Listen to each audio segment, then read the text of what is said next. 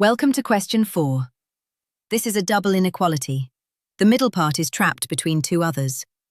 The plan is to split it into two separate inequalities, solve each one, and then combine the answers. First, the left part. -1 is less than or equal to 5 minus 2x over 3. Multiply both sides by 3 to clear the fraction. 3 is positive, so the inequality sign stays the same. -1 times 3 is -3. Now take 5 from both sides to get the x term on its own.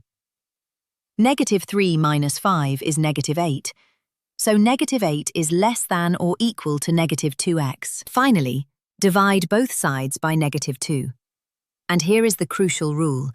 When you divide or multiply an inequality by a negative number, you must flip the inequality sign. -8 over -2 is 4, so 4 is greater than or equal to x. Reading it the usual way round, x is less than or equal to 4. Now the right part. 5 minus 2x over 3 is less than 2x minus 1. Multiply both sides by 3. Again, 3 is positive, so the sign stays.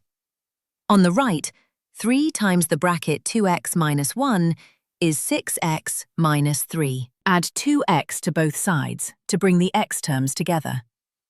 -2x plus 6x is 8x, so 5 is less than 8x minus 3. Add 3 to both sides.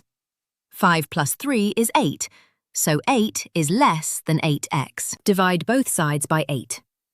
8 is positive, so the sign stays.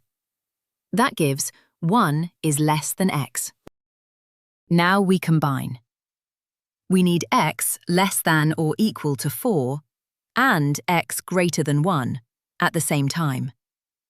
On the number line, x greater than 1 is an open circle at 1. 1 itself is not included. And x less than or equal to 4 is a solid dot at 4. 4 is included. The overlap is everything between them. So the combined inequality is 1 is less than x, which is less than or equal to 4. Well done. That's question 4 complete.